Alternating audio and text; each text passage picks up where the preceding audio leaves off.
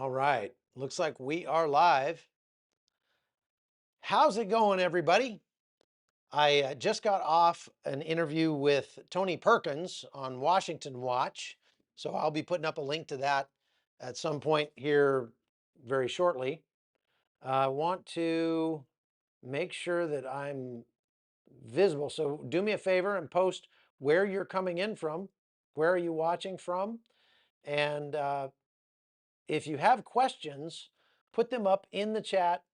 Connie will be uh, collecting them up, and I'll have a list of them so I can answer and make sure to not miss your questions. So I won't miss any of them. Today's show is sponsored by Preserve Gold. I want to announce that we just signed a 1-year deal with Preserve Gold. They were real happy with the last month kind of test run that we did. So thank you to our sponsor. And now we've got our first kind of long-term sponsor, and that's really great. We'll talk more about Preserve Gold in just a little bit. So what we're going to talk about today is basically two things. First of all, we're going to touch on Syria and give you a little update on what's going on there. And then we're going to talk about the information war and how it relates to Gaza and how it relates to Judea and Samaria, what the people on the left call the West Bank. Okay, and so Walls, Mississippi, South Carolina. All right, good. Like I say, just please post in there where you're watching from. Good to see you all. Spring Lake, Utah. Trying to see a place I've actually been. Colorado, Los Angeles. Ooh, wow, that's a real war zone. uh, yeah, so thank you very much for watching. We've got a lot to show you, but before I even start on the news, I want to just show you something really cool that I just filmed a few minutes ago when Connie and I went to dinner. After we went to dinner at this Middle Eastern place just right down the street. We're in Jaffa tonight, which is a suburb of Tel Aviv, and it's one of the oldest ports uh, in history. It's mentioned a lot of places in the Bible. This is where Jonah embarked on his ill-fated journey and ended up in the belly of a fish. This is where the Apostle Peter came and went to the house of, I think, Simon the Tanner or something. And so we went for a walk after dinner. It was a huge, wonderful dinner. And we just walked down by the port, and there's kind of walking through the old city of Jaffa, which was called Joppa in the Bible. And take a look at what we ran into. We just came around a corner. We weren't looking for this. It just sort of happened. Take a listen. So I'm in Jaffa. This is Simon the Tanner's house. If you recall, in the New Testament, the Apostle Peter came here and raised Tabitha from the dead, also saw vision from the Lord, and we were just taking a little stroll after dinner and found this. The most interesting thing to me, however, is that it apparently now belongs to an Armenian family, the Zakarian family. Fascinating. So that was really cool. And that, again, that just happened right before it got dark. And that picture on the wall behind me is a picture of downtown Jaffa, or down at the waterfront anyway. It's very beautiful down there. It's not the first time I've visited Jaffa. I think I was here once before on my very first trip to Israel, but it's been a while. So yeah, there's that. All right. Now let's talk about, first of all, what's going on in Gaza.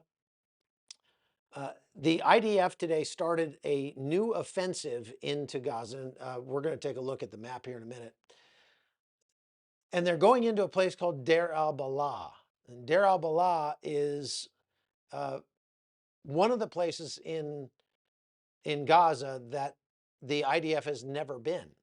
Part of the reason they've never been there is because they believe that it may be a place where they're keeping some of the hostages. So let's go to the map. This is Deir al-Balah right here. I'm sorry, right here. That's Deir al-Balah, this red dot. And we're going to jump over to a better map called War Mapper. Whoop, not that one. There we go. War Mapper. And we can zoom in here and we can see what all is going, what is taking place here in Gaza. Now, right now, the blue areas are where the Israelis are focusing their attention and the areas they control. So we'll have to zoom in a little bit here. So these light blue areas are all areas under the control of the IDF. Now you'll see there are pockets of green there. Those are pockets the IDF does not control. And especially the further to the west you get, the more you'll see these green areas that are controlled by Hamas. Deir al-Balah is right here in the center, and it is a very heavily built up area. And I just want to show you kind of what it looks like in there, because you've all seen these pictures of Gaza that are absolute destruction just everywhere. All the buildings are destroyed. It's a big dirt parking lot with rubble everywhere. Well, there's still a lot of Gaza that doesn't look like that. And I want to show you what that looks like by showing you a webcam that's up outside a hospital in the area around Deir al-Balah, I believe. And this is shot yesterday. It's a live webcam that the AP has up that I can go look at any time of day or not. And they just keep this thing running. And what you'll notice here is you don't see any destroyed buildings. You see people coming and going. Nobody's in a particular hurry. They don't seem stressed or uh, starving to death or anything like that. All you can see are just people going about daily life. There's a lady with a baby. She just came out holding her baby all wrapped up. And you see an older guy there. Young people walking around. And, if you didn't know this was Gaza, you probably would not guess that it was Gaza. Knowing what the media shows you out of Gaza, this is not it. Just a normal, everyday life. There's no explosions. There's no gunfire. It's just people going about their business. And do they look like they're starving? This guy in the yellow shirt looks a little chunky, actually. And you'll see there's more people here if I fast forward a little bit. Now, there's looks like Hamas fighters to me. Military age males carrying a wounded man out of that tent back there. He's got a wound on his leg, and they're carrying him. So I don't know if the thing we don't know is whether or not that's a wound that he received from the IDF or from Hamas themselves. Look at this guy here. Pause it. Wait, there we go.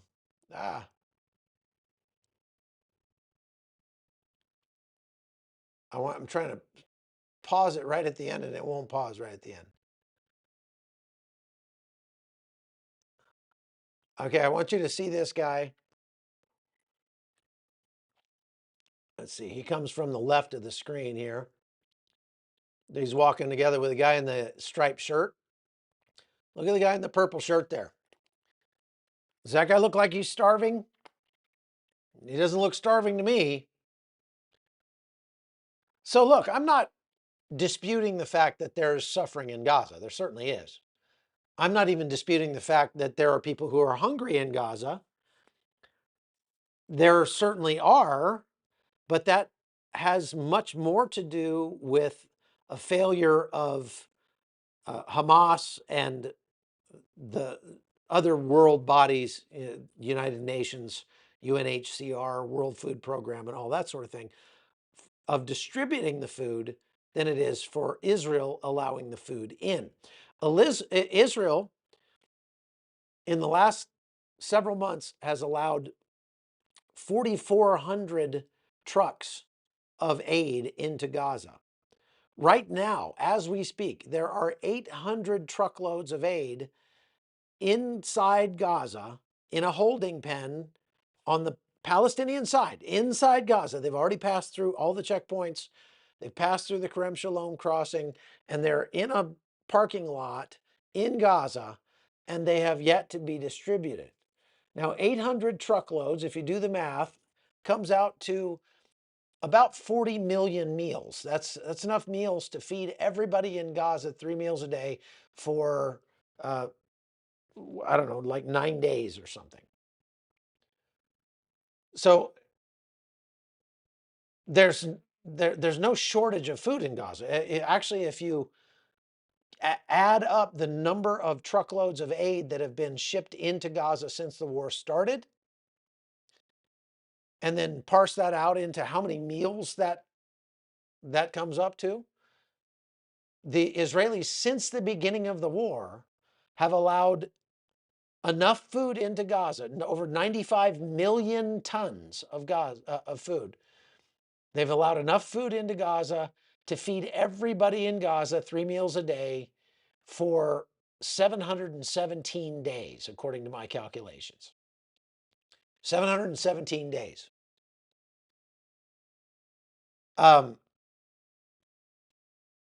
The war's only been going on for 659 or 60 days, something like that. So that's assuming there was no food at all in Gaza the day the war started, which we know is not true. Gaza was full of food on the day the war started. They could have probably lasted a month or more on just the food they had in Gaza when the war started. But they've added to that another 717 days worth of food since the beginning of the conflict. So everybody, look, Hamas is on a full court press right now to try to get all the media focused on hunger in Gaza, hunger in Gaza. They're actually putting out memos. Hamas is putting out memos saying, everybody, please report on the hunger in Gaza. Why? And of course, the mainstream media is jumping right on that. The United Nations Twitter page, the UNHCR, the World Food Program, they're all, Amnesty International, they're all jumping on the bandwagon. And all of a sudden, over the last couple of days, massive starvation taking place in Gaza. That is the message that they're putting out right now. Except that, let's talk about just the Gaza Humanitarian Foundation, GHF. This American-led NGO, staffed by a bunch of former US military veterans, mostly special operations guys. And they're going in there and they are feeding upwards of 2 million people a day. Or I'm sorry, 2 million meals a day. And look, you can eat 1 meal a day and not starve to death. It'd probably do some of us some good to go down to just 1 meal a day. So there's about 2.5 million people in Gaza, a little bit more than that. And the GHF by themselves is giving almost all of those people at least 1 meal a day. They're distributing that many meals. Now, where that food goes, we don't have any control over. Nobody does. Hamas may be confiscating it. They may be killing the people who are going to get the aid. They've been threatening. And so you're hearing two narratives come out of Gaza now every day for the last week. Narrative number one, 78 people were killed standing in line for food. 87 people killed near a food distribution site. Every day, the main headlines are how many people are being killed as they stand in line for food. because the UN, taking its marching orders from Hamas, is saying we have to shut down the GHF and go back to the old way we were distributing aid, which was giving it to Hamas so they could sell it to their people. Well, why would we do that? Right? Yeah, see, so I'm gonna show you I just pulled up the news, Google News, and take a look at what the top story is. Let's see if I can go over here. Take a look at the top story here, and let's make that a little bigger. Gaza's hunger crisis has killed hundreds, including dozens of children from malnutrition. Now, you would think if that was the case, we would be seeing a lot of video of actually malnourished, people that look, you can go 3 weeks without food or more with zero food. My friend Michael Yon regularly fasts. He's more than once fasted for 40 plus days, no food, and he's still around. When somebody is truly starving to death, their muscles waste away, they get distended bellies, their ribs are showing, their heads look enlarged in relation to the rest of their body, their eyes bug out, they start to lose teeth. And I've seen this in places like Africa and Haiti. I've seen that kind of starvation. You would think if people were starving in Gaza, we would be seeing tons of pictures of people like that with the distended bellies and the ribs showing and all that. However, the majority of and we are seeing some pictures like that, but you know what? If you look closely at those pictures, a good percentage of those pictures are one of two things. They're either AI generated. How do you know? Because like in one of them, I saw a woman had two hands, it just like, it was poorly done AI. Or they are photographs that if you dump it into an image search engine, which like TinEye, if you've never tried that, go to TinEye and put in a picture and it'll show you all the places on the internet where that picture showed up before. So you take these pictures of starving kids, you stick it into TinEye, and guess what? Oh, that's a picture from a kid that survived the earthquake in Turkey a couple years ago. Or, oh, that's a kid from Africa, or that's a kid from Indonesia, or from, like other places.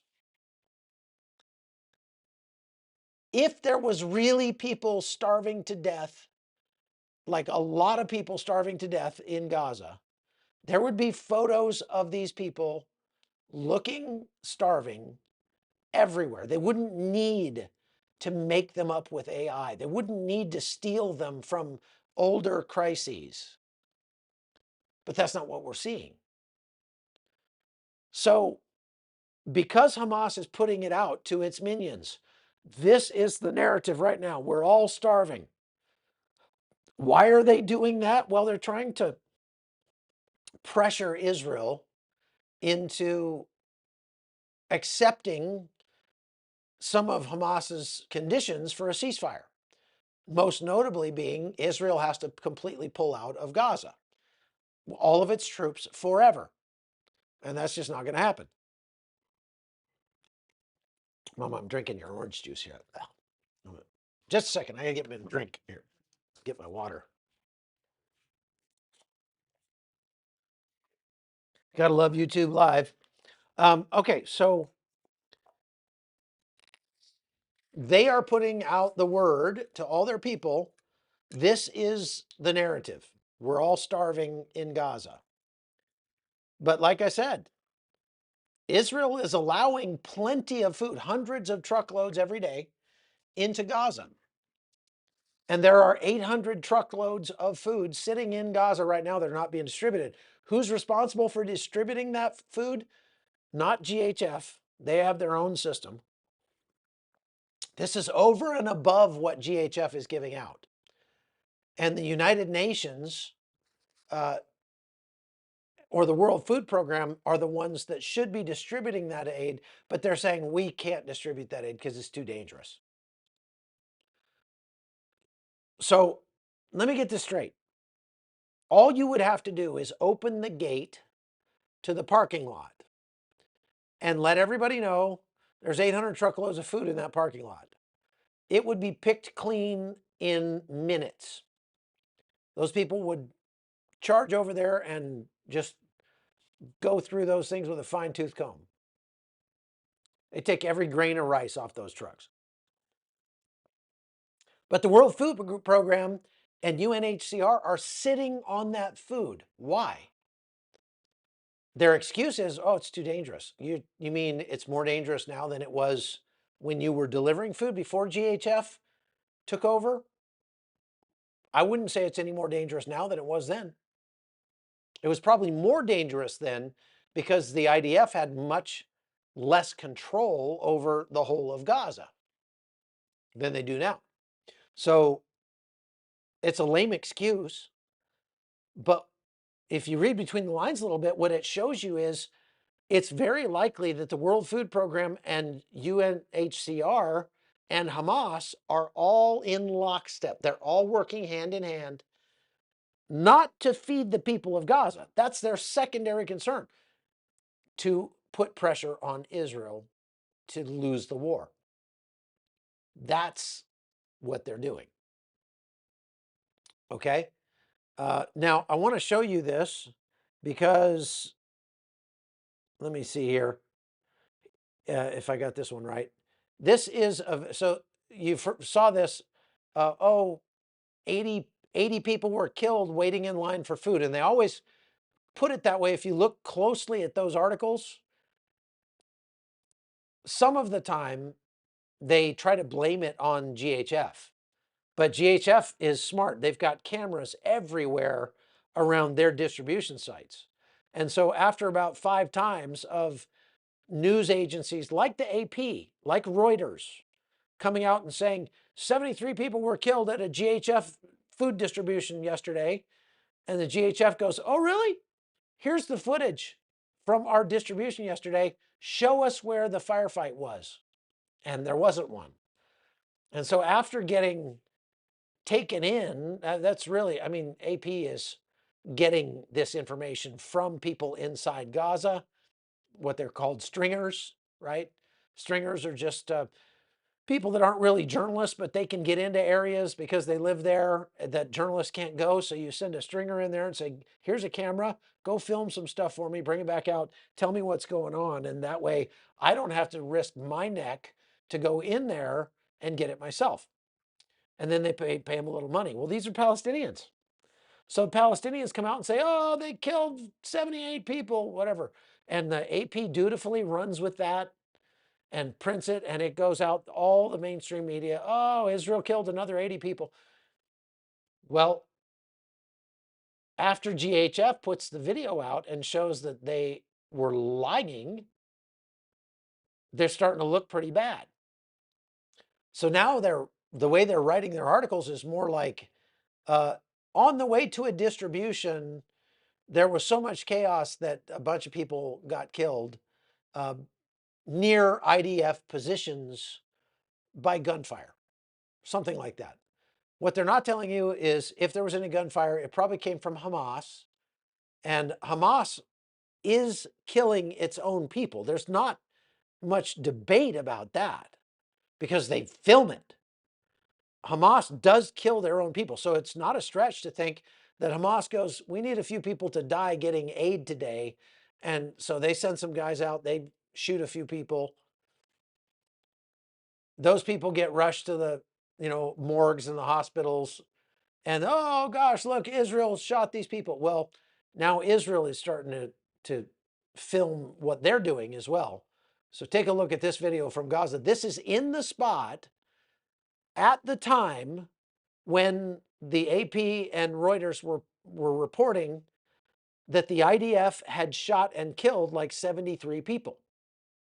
This is the timestamp, date and time, location where they said it happened. And take a look. Now, what you'll see here is a massive crowd of people running to a truck that has got some aid on it. They're climbing up on the truck like locusts, and they're stripping the trucks of aid. And what you hear in the background, this is from the IDF soldiers right here. You hear the IDF soldiers saying, "Don't shoot, don't shoot, don't shoot." Are you hearing any gunfire? Look, they're waving and clapping and saying thank you. Look at that. Looks like Mad Max, doesn't it?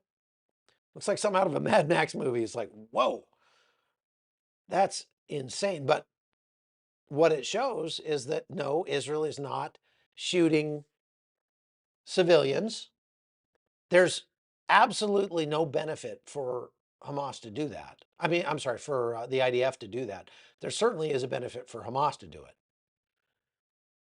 What we have found, even in the last few days, is that if something happens and the IDF is blamed for it, the IDF does an investigation, figures out what actually happened, and if somebody's wrong, those people get reprimanded or even put in jail. And we've seen that happen multiple times in this war.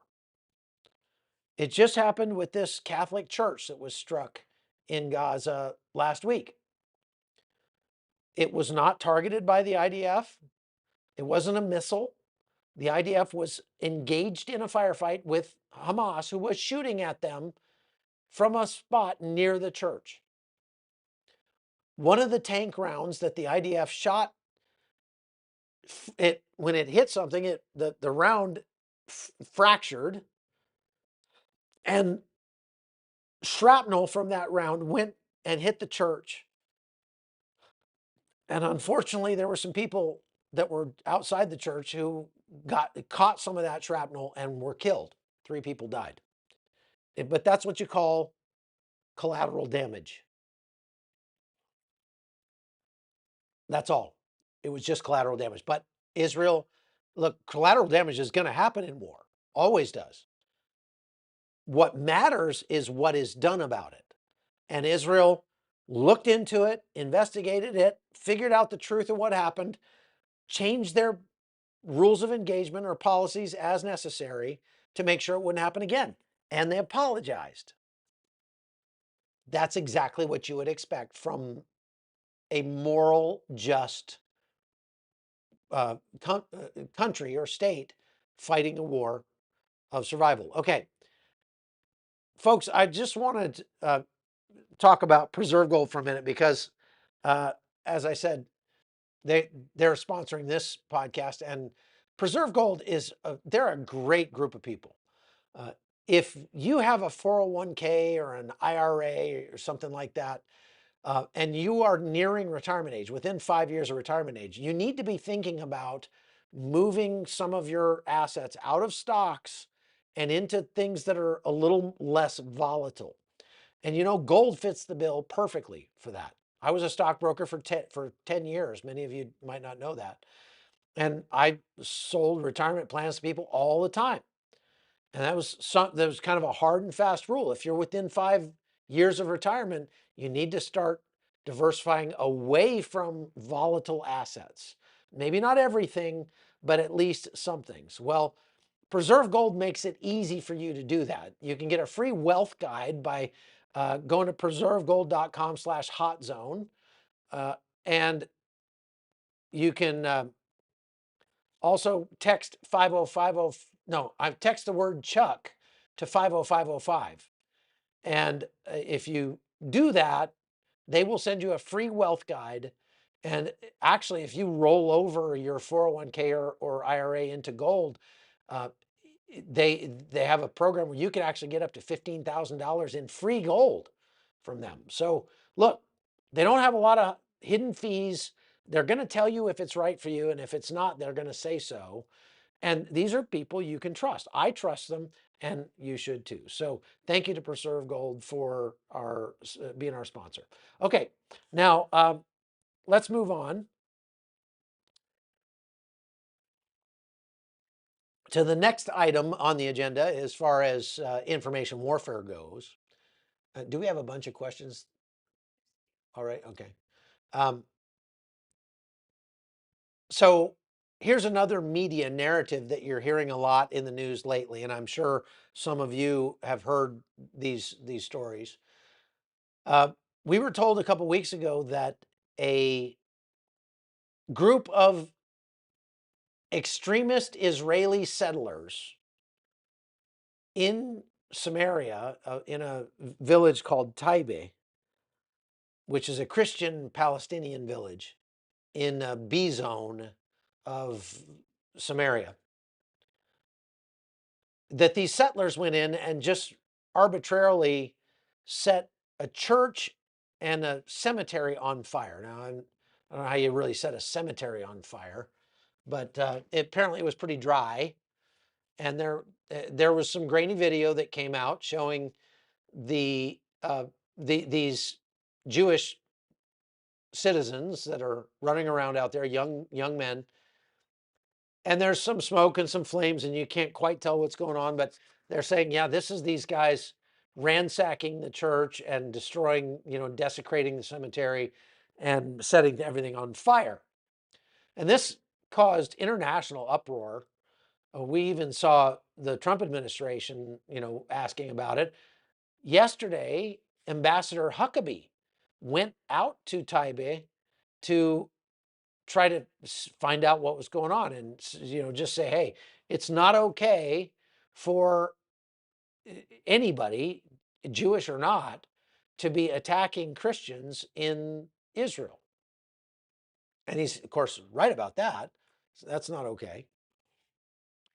However, as usual, more information is slowly coming out about this story. Our friends over at the Israel guys, Joshua Waller and Luke Hilton, those guys, they actually went out to Taipei and met with the bishop in charge of the church that was supposedly burned and everything. First of all, when they got there, they found the church is not damaged, the cemetery is not damaged. There was a fire nearby that was coming up the hill. And as it turns out, those Jewish guys were running around trying to put out that fire. Now, the real kicker is that the fire was not started by by Jews. The fire was started by Palestinians in an Israeli farmer's field as they were trying to burn his crops. And then the wind caught the fire and burned it up the hill, and it was heading towards Taipei. And these Jewish guys, that I hesitate to call them settlers because they're legally allowed to live in Judea and Samaria. So they're not. It's not like they're settling on land that doesn't belong to them. They get permits to build from the state of Israel before they can build. So anyway, these guys were putting out the fire, and you should definitely go. The video's not out yet, but it'll be out shortly, I'm told, by Joshua Waller. If you're not subscribed to the Israel guys, you should be. Those guys have very, very good coverage of everything in Judea, Samaria, and Hebron. And they're doing a lot of good for people in those areas as well. So I would highly recommend that you go and subscribe to them. However, in addition to that, like I said, the video isn't out yet, but what I was told talking to Joshua today is that the bishop of that church essentially said to him as they were talking, I'm Palestinian first and Christian second. In so many words. And that was the story I got from Joshua. And it's like, well, that pretty much tells you everything you need to know about the bishop of this church. they capitalized on the fact that a fire came close to the church, did not burn the church, capitalized on that and started exaggerating it to the point where it got reported as settlers came and ransacked and burned the church. But that's not true. The church is still standing. It's still operating. The bishop is there. And he said, well, yeah, but they could have burned the church. So it's important that we put this information out. Wait, what do you mean there? You mean it's important that you lie about what happened in order to keep it from actually happening? Is that what he's saying? So, yeah, Kendra asks, why didn't Huckabee check his facts first? That's my question. It looks to me like Ambassador Huckabee got led down the primrose path by a bunch of Israel-hating Palestinians. And I would expect and hope that Ambassador Huckabee would stand up for Christians wherever they are in Israel. However, he went out there and saw the church himself. So you would think Ambassador Huckabee would have said, the church is still there. Like what? I thought you said it was ransacked.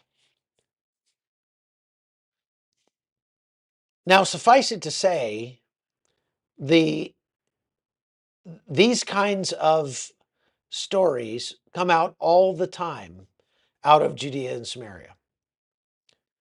And on one of the most recent videos that the Waller brothers put out, they interviewed a woman named Naomi Khan, maybe, from an organization called Regavim. Regavim is essentially a think tank that exists to try to get to the truth of what's actually happening in the West Bank areas. What they found, they just came out with a 125-page report, and it is fascinating, unbelievable. I mean, you just read this report, you're just like, oh my gosh, that there's the lies that are being told in the mainstream media about what's happening in Judea and Samaria are just mind-boggling. They're off the charts. And here, I'll just touch on some of the high points, but I highly recommend you go watch the interview they did with her on their channel. And I'm just doing this off the top of my head, but it was a wide-ranging interview that went like 30 minutes. And she was saying that they have had a hard time getting the data of the actual crimes that have been reported and followed up on and investigated and closed out in those areas. But through some subterfuge and a little bit of creativity, they were able to get open source intelligence and put together and actually get a hold of the data that the Israeli police did not want to give them. And these other UN NGOs did not want to give them, but they got it anyway. And when you start to cross-reference all that information together, what they found is that of more than 8,500 incidents of settler violence that have been reported by the United Nations. You're not going to believe this. It'll blow your mind. What they found was anytime there is that anything happens between a Palestinian and an Israeli, that is chalked up as settler violence. It could happen in Tel Aviv. It doesn't even have to happen in Judea and Samaria. There was one instance, they said, in Gush Etzion where a dog, there was a Palestinian guy got bit by a dog. And they counted that as an incidence of settler violence against Palestinians. I guess it was a settler dog. Okay? The UN reports if Israel goes in and builds a road, which they are legally allowed, even obligated to do in B zones and C zones, at least, inside Judea and Samaria, if they put up a telephone pole, if they string some communications wire, any of the just normal things that it takes to keep a country running, every instance of that is counted as settler violence against Palestinians. They count that as illegal occupation of Palestinian land because the UN considers all of Judea, Samaria, Hebron, and Gaza as Palestine, which is incidentally exactly what the Al-Aqsa Martyrs Brigade and the Palestinian Islamic Jihad and Hamas and Hezbollah and most Palestinians call it.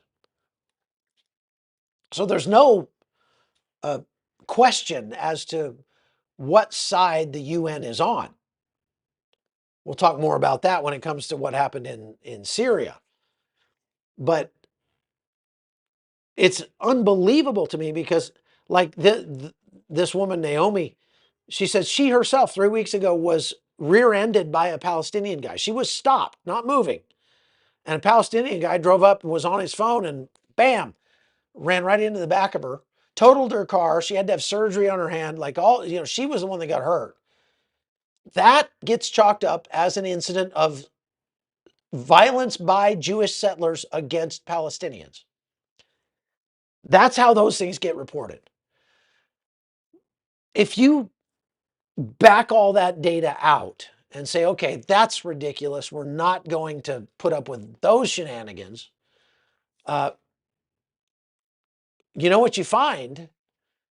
You find that in reality, Judea and Samaria and Hebron are one of the safest places that Arab Muslims can live on planet Earth in terms of their likelihood of being the victim of a violent crime. The vast majority of the violent crimes that are perpetrated on Arab Palestinians in Judea and Samaria are perpetrated by other Arab Muslims. But even counting those crimes, Judea and Samaria is still one of the safest places that an Arab can live, that a Muslim man can live on planet Earth. As a matter of fact, she compared it to, I want to say Kansas City or someplace like that, Oklahoma City, something like that. It was a city that's about the same size in terms of population as Judea and Samaria. And she said that if a Palestinian in Samaria moved from, let's say, Nablus and went to Kansas City, he would be 300 times more likely to get victimized, to be a victim of a violent crime in Kansas City, USA, Missouri, than he would be in his own city of Nablus. I've already told you that even including all of the West Bank areas, Israel still has one of the lowest murder rates on planet Earth, 0.03 out of 100,000 people. I'm sorry, 0.32, I think, out of 100,000 people per year. Less than one person out of 100,000 people in Israel is murdered each year. That's the United States is like 5.9 per 100,000. So all of this is fake news that's being created out of whole cloth in order to slander Israel. And the media just laps it up. Now, the other day, Ambassador Huckabee also called for an investigation into the death of an American teenager who was visiting family in Ramallah, I think, in some Judea. This kid was from Maryland, apparently, and he had gone to visit relatives in Israel, and he was killed by an Israeli. Well, the news was reporting, you know, out of control, illegal Israeli occupiers are rampaging through Palestinian territory and murdering people at will. Well, as you can imagine, the truth of the matter is just a little different than that. As it turns out, this kid from Maryland was engaged in a violent riot, rock throwing incident, throwing rocks at Israeli cars that were going by. Some of the Israelis stopped and got out and confronted them, and a scuffle ensued. He came at, from what I saw, he came at the Israeli guy with a rock to bash him in the head, which is a lethal weapon. And the Israeli guy was legally carrying a firearm and drew, and protected himself. And so this American Palestinian kid shuffled off this mortal coil. That's unfortunate. It's tragic. And it's, I think, correct for Ambassador Huckabee to say, hey, it was an American citizen, so let's have an investigation and make sure that, see what happened. But as the facts come out in the case, that this kid was engaged in attacking Israelis on their land, I think Ambassador Huckabee needs to go like, oh, okay, correction. Now that we know a little bit more, they did what had to be done. But again, the media jumps on these things like there's no tomorrow and puts it out just ad nauseum, just hammers us in the news cycle about Israel killing children and Israel starving people and Israel, Israeli Zionists running amok and just randomly attacking Palestinian guys for no reason. None of that is true. It's all fake news. And we need to be discerning and call it out. So I have to say I'm a little disappointed with Ambassador Huckabee just for giving air to this without okay, send Ambassador Huckabee's got to have an assistant or two. He's the ambassador, for Pete's sake. Grab one of your assistants and say, hey, go out to that church they said that got burned and tell me what really happened there. And find out for yourself. Oh, the church is still there. It didn't get burned. The cemetery, again, it wasn't what they said it was. Okay, then it's up to, at that point, Ambassador Huckabee to stand up and say, this is fake news. He needs to not be led down the primrose path by people who want to destroy Israel. Now, I understand that Ambassador Huckabee is a little salty towards the Israeli government because of this visa issue where they are supposedly denying visas for some Christian pilgrims that want to come to the Holy Land. Let's hope that gets worked out. Israel is not known for being real flexible or understanding. They're at least in the government. This is, if you're here in Israel, if you're a Jew here, don't hear me criticizing you. I'm just going to say that there is a faction of people in the Israeli government who are stupendously arrogant. They're unbelievably arrogant. Like, I've never run across anybody as arrogant as they are. Because every time I try to work with them, I come away with a real bad taste in my mouth. They're not friendly, they're not helpful, and they act like they're just, they have no time for you. I'm here to support Israel. I make no bones about it. I support Israel's right to exist. And Israel is on the right side of this conflict. There's no two ways about that. But I'm here to report on what's going on, and I get zero help from the Israeli government. If I ask for it, I get nothing. I get the runaround, I get bothered, just like we can't bother with you. So that's my complaint about the Israeli government. And I can imagine if they're that way toward Ambassador Huckabee, that he would get frustrated about it too. So I don't blame him. But I hope that he won't let himself get used as a tool of the left to try to destroy Israel. And I don't think he will. All right. Folks, we got 2,500 people online, and I'm going to recap real quick and then just do questions. Israel started a new phase of the war in Gaza, and they're going into Deir al-Balah, which is, if I go to my map, go to the good map. Where's the good map? There it is. Deir al-Balah is right here in the center part of the strip. You can see it's dark green.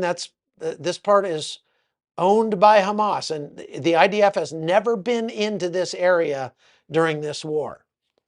And they believe that some of the hostages are being held in Deir al-Balah. So there's a risk, because if Israel goes in there, some of those hostages could die. But I think Israel is trying to pressure Hamas every way they can. And Hamas is about to see all of their bargaining chips go away one way or another. So this could be the beginning of the end for this conflict in Gaza. And that's me being, well, I'm being optimistic there, right? Okay, I'm a little bit hot here. So, okay. So that's my update. Now let's go over to our questions. Find my link to my questions. No, that's not it. There it is. And here's the questions. Maricopa Joe asks, what are your thoughts on the Knesset Conference on Judea? I'm not familiar with that, so I can't answer that question. Bruce Clark says, why can't Israel seem to produce a public relations war plan to inform the world of Hamas atrocities? I think it has a lot to do with that sense of arrogance that I think Israel has been so sandbagged by the media that they don't trust any media at all. They don't even trust their own media. I mean, because there's some left wing like, Haaretz and uh, J Post and those guys. So they say, we put out what we want to put out, and we're not going to let anybody else come in and report on what's going on. Daniel asks, what are your thoughts on Mike Huckabee's comments on growing attacks and hatred toward Christians in Israel? Okay, so I talked about that. Michelle Martin says, can Mossad go after the Hamas so the women and children can live in peace? Well, Hamas is deeply entrenched in and among the women and children, and it's not Mossad. So, I mean, they probably have some Mossad guys in Gaza, no question, but uh, it's not that's not a job for the Mossad. That's a job for the IDF. And I hear what you're saying. Like, should we, rather than using the army to go in there, can we just send a few secret agent James Bond types in there, and they go hup, ho, and take out Hamas, and game over? That's not the way it works. There's still thousands of guys who are affiliated with Hamas running around Gaza in civilian clothes, pretending to be civilians right up until the time that they drop a bomb into a hatch of a armored personnel carrier or shoot an RPG at you. So it's a little complicated. Chuck, is it possible the Druze may move into Gaza once the IDF clears it? Uh, that's from D. Adams. No, the Druze have no desire to go to Gaza. The Druze have nice homes. I mean, I just came from Majd al-Shams in northern Israel, and the Druze villages are super nice. Big, beautiful homes. These people are hardworking. They must be, because they've got some money. So they're not going to go move into Gaza. And the IDF's not going to clear Gaza of Palestinians. At least that's going to be a very, very tall order. They are trying to come up with ways to allow Gazans who want to leave to be able to leave and go somewhere else. They've talked to several other countries like Libya and Ethiopia and Indonesia about taking Gazans, and they've agreed to do so. France has agreed to take Gazans. So there will be, hopefully, a pathway for Gazans to leave if they so desire. But many of them probably won't, and they'll just stay. So it's not going to get cleared, is what I'm saying. Okay. PC asks, Ireland says it's about to take action on Israel over Gaza. What could that be? They're talking about sanctions. They're going to put sanctions on Israel. So basically, the BDS movement, boycott, divest, and sanction. Uh, the Irish government, which is hard left, is basically going to try to boycott Israel, Israeli products, and that sort of thing. And they also, of course, if Netanyahu went to Ireland for whatever reason, he wouldn't, but if he did, they could arrest him under the ICC arrest warrant that was issued, stuff like that. AJ Ward says, Chuck, where do they get their money? Is it all PLO money for martyrs? Uh, so they had this pay for slay program. This under the, I think it's called the Hatch Act, was canceled under the first Trump administration, reinstated on day one of Biden's administration, and then canceled again by Trump the second time. So no, the Palestinian Authority is not getting money from the United States anymore. They were, but we cut that off, and for good reason, because as you say, the Palestinian Authority, which is the newer version of the PLO, is they are still paying people to commit acts of terror against Israelis, and that's got to stop. So they've got to be choked off. They still get money though from, I think, Qatar, Iran, places like that, Saudi Arabia, even maybe. There's a lot of Muslim countries that send money to the Palestinian Authority. So there's that. So they do get money from other places and taxes as well.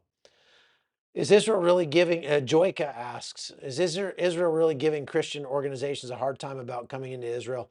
Uh, well, apparently they are. I don't know. Like I say, they have not been very forthcoming with more details about that. The only details I got is that when Ambassador Huckabee brought it up to the government to try to get it fixed, they actually made it worse. They doubled down on what they were doing and were not willing to be flexible or to accommodate Ambassador Huckabee. And that made him pretty mad, I'd say. Kimal Oz, thank you for that. 1999 says, how do we Christians combat anti-Semitism and anti-Israel hate from people who claim they're conservative, including Muslim converts like Andrew Tate? Andrew Tate? He's not a Christian. And others who don't even dog whistle anymore, but openly and brazenly, like Marjorie Taylor Greene. I think we need to criticize them vociferously, and I have been. I've been criticizing Marjorie Taylor Greene a lot over her stance on Israel and Ukraine. She's just, look, I've met her. I interviewed her once. She's a nice lady, she's personable, but she is dead wrong on Israel, dead wrong on Ukraine. No two ways about that. And we need to say so. Kayla Barnes says, can you talk about the Christians' visa Israel? Yeah, everybody's asking about that. And yeah, I gave you everything I know so far. Andrew Kirby says, Chuck, do you think Israel will keep northern Gaza? Yes, that they're going to keep a buffer zone all around the edges of Gaza, north and west. I'm sorry, north and east. And they are not going to allow anybody. They're going to be no man's lands for like a mile all the way around the edge of Gaza. It's going to be empty, dead space, nothing there. No buildings, nothing. Sonia DeVries says, how many hospitals are there in Gaza?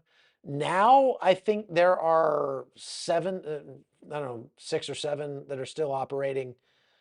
There were like 60. There were a bunch. And every one of them, in order to keep operating, had to allow Hamas to do whatever they wanted in the hospital. That's why so many of them have been destroyed. Trudy Macy asks, is there a truce happening? No. President Trump on Friday put out during a dinner at the White House that we're going to see 10 more hostages come home very soon. He just said that. There's no indication that that's actually going to happen. You've heard me being skeptical about that for a long time, since they started talking about it. It's not happening. Not right now.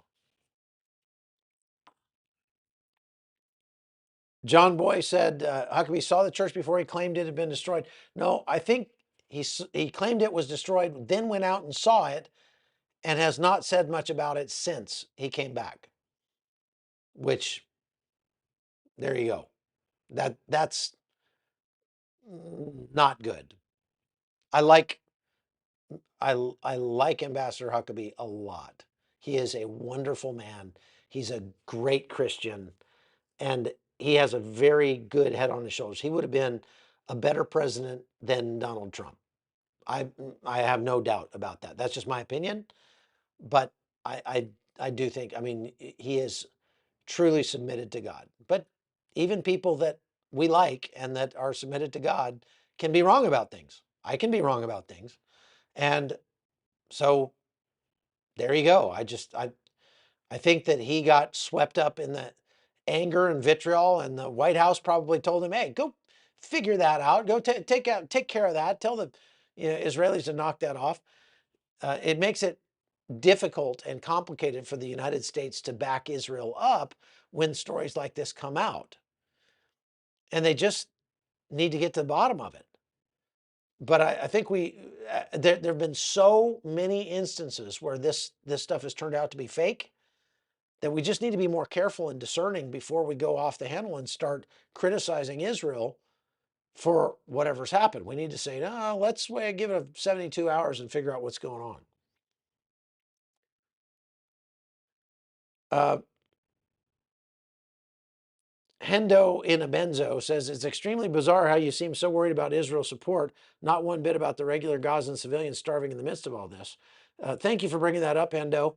I am extremely concerned about the suffering in Gaza. And that's why I want the Israelis to win, because that's how it will stop.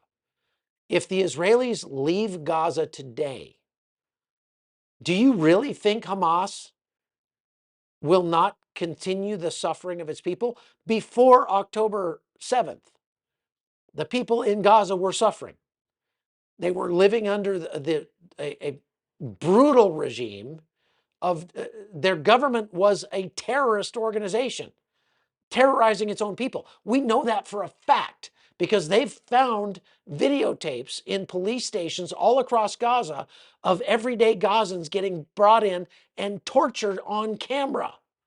Those videos are still out there. You can go find them. Hamas is a terrorist organization. They need to go away. And the suffering can stop tomorrow if they just release the hostages. But in reality, the best way to help the people of Gaza is to increase their suffering acutely for a time so that Hamas is forced to give up. Israel has offered Hamas a way out. They can leave, they can go to another country, or they can stay and die. That's their option. But don't pretend that because I'm supporting Israel, that I don't care anything about the children of God, the souls that are suffering in Gaza. I am very concerned about that. That's why I keep saying, how about releasing the hostages? Have you tried releasing the hostages? UNRWA or the United Nations comes out and says, oh, people are starving in Gaza. And my answer is, have you tried releasing the hostages? I mean, I'm sorry, But if you're holding hostages, and believe me, the people of Gaza know where they are. The people of Gaza are hiding Hamas fighters.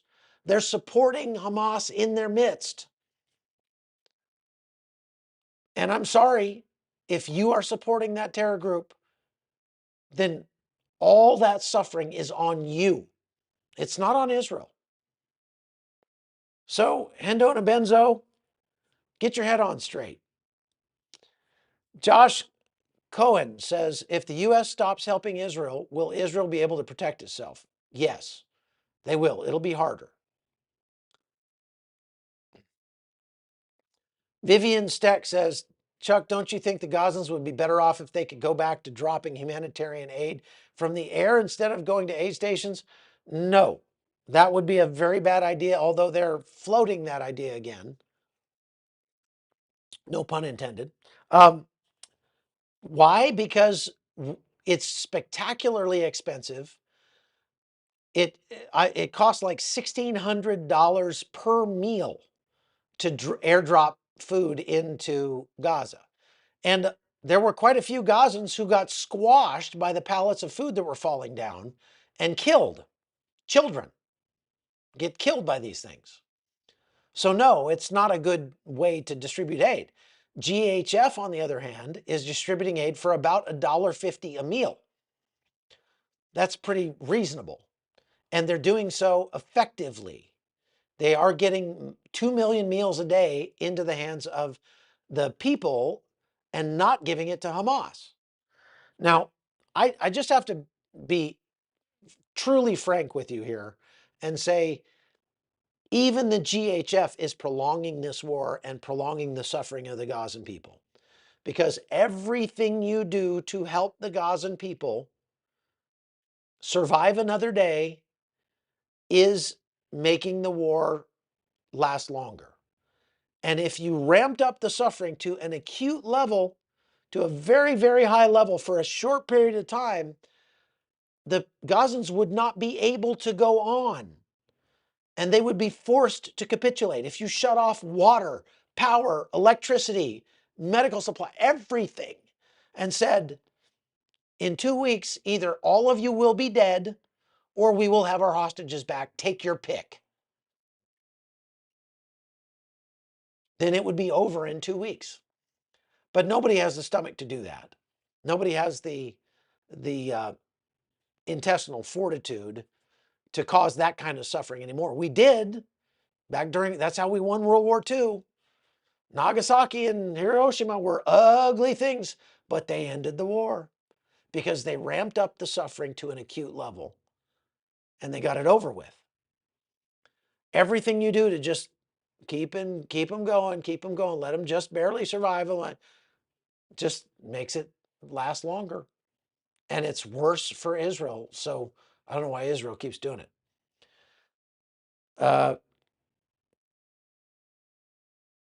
Any update about the unfortunate Christian church? That's a Catholic church in Gaza that Chris Cisco asks.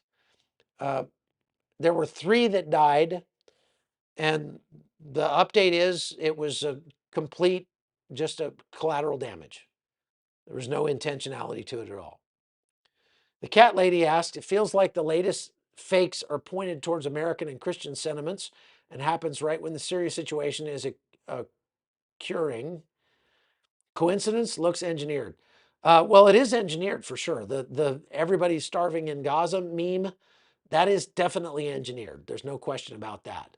It's not so much to do with what's going on in Syria. It's more to do with the peace talks or the ceasefire talks that are happening in Doha, trying to put pressure on Israel by ramping up the political pressure against them and trying to divide America from Israel, trying to get the Trump administration even to say, okay, you got to let more aid in there.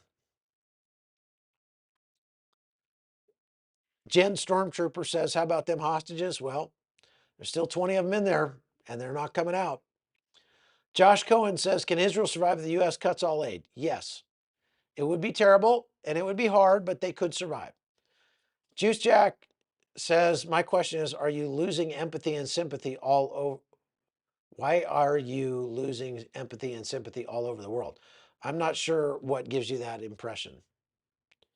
Uh, Christine Fraser says, why does it seem Palestinian Christians side with Islamists and terror organizations? Again, it seems like the Christians I've met, even the Armenian Christians I've met in Israel, seem to be, they feel more kinship with the Palestinians because they consider themselves to be Palestinian. They live among the Palestinians. They live in those areas, and they,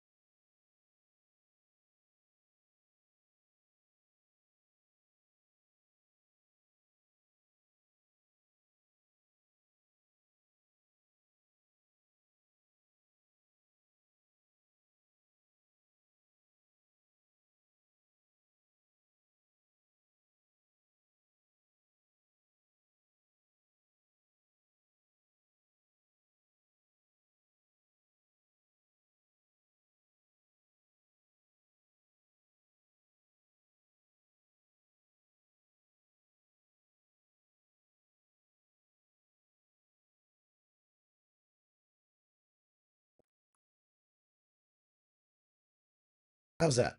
Okay. My microphone died. Battery must be dead.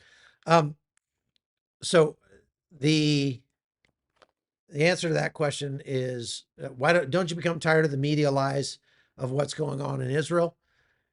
Yes, I get tired of the media lies very much, and I get more tired of the lies from the right side of the aisle in the United States, who have, for some reason, started to turn against Israel. T says, Chuck, it's amazing that you don't yet realize what Netanyahu has done is going to be looked as a Holocaust of our time, and you've supported it to the end. I should be ashamed. Well, like I say, Israel did not attack anybody on October 6th. There was a ceasefire October 6th. If you can't see that Israel has the moral high ground because they are defending themselves from an intractable enemy who is holding their people hostage. What would you expect Israel to do about its hostages? Just go, keep them. That's all right. Take more. That's fine. Would you really? Do you really think Israel could just say, we're just going to stop. We're just going to let you have the rest of those hostages. Just keep them. That's fine. Is that what you would want your government to do if it was you being held hostage? Really?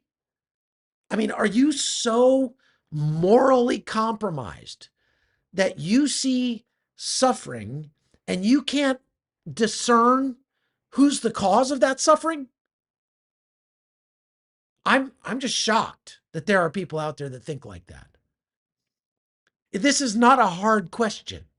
Give up the damn hostages and it's all over. That's it. Give up the hostages. Trudy Macy says, why don't the Gazans rebel against Hamas? Because they support Hamas and they're afraid of Hamas. Now, I'm sure, without a doubt, there are lots of people in Gaza who are very tired of this war, would be very glad for this war to be over, and secretly hope that Hamas goes away so that that can happen. But are those people standing up and saying, there's where the hostages are? We figured it out. There's where the hostages are.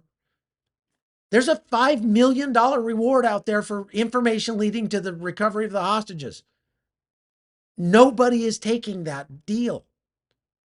That's what kind of not just a terroristic hold, but an ideological hold Hamas has on its people. It's hard for us to understand because you live in your right mind. Your whole worldview doesn't center around who you hate. But if your whole worldview from birth is centered around who you hate and not who you love, you don't get to have nice things. Sorry, that's the way of the world. I didn't make that rule. That's just the way it is. Sally Miller says, I would like some clarification, if possible, about the attack in Gaza on the Catholic Church. Okay, I did my best there. Collateral damage, unintentional. Israel has investigated it, and it was just an accident. That's all. Have you seen videos of Gaza women stating, "We are Hamas"? Yes, I have. Who provide utilities like cell coverage, water, and electricity to Gaza? That would be Israel. Oh, sorry, Jamshid Kava. Thank you, honey. I can't. I couldn't pronounce that guy's name. You Grow, I Grow says, any word if the PLA, the PA, Palestinian Authority, will be replaced once peace is established? There's a lot of talk about what's going to happen on the day after, but no decisions yet. Next podcast for Druze and Christians in South Syria. Well, go back a couple podcasts. We've done the last couple about that, and I will certainly keep you updated on what's going on there. Stephen Waldner says, how is it that the IDF have dialed in with al-Balah, Yemen, Iran, Syria, but can't seem to deal with a Hamas in their backyard? Because they are like, if you mixed margarine and butter together and then say, okay, only go out and take out the margarine, whip them up in a blender, and then say, okay, now just take out the margarine. Hamas and the Palestinians in Gaza are one and the same for all intents and purposes. Again, they're not to say that there aren't innocent children and innocent women in there. There are. But they are suffering because of the decisions that were made by their men, by their leaders, and that's not Israel's fault. Israel's doing what it has to do to try to get its people back. Point, period, end of story. Nelson Batyaki says, is safe to plan a trip to Israel? Yes, it is safe. What's the exchange rate? Right now, $100 is 335 shekels. PC says, with the mentality of the Palestinians, how can we forever put the Israel-Palestinian conflict to bed? Kill their leaders and convert them to Christianity. That's really about the only way I can see doing it. How many churches are in Gaza, by the way? There are, I think, 3 left. There's St. Porphyrius, or whatever his name is. There's a evangelical church, and there's a or like a Baptist church or something. And then there's the Catholic church there.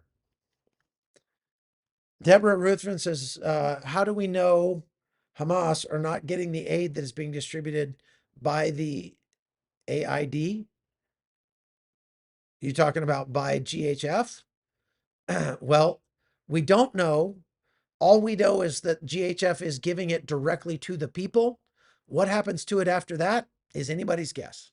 And no question, Hamas could easily be going around and grabbing that food and taking it away from the people at the point of a gun. We've seen scenes like that play out in Gaza for this entire war. Tina asks, am I worried about terror cells in the United States?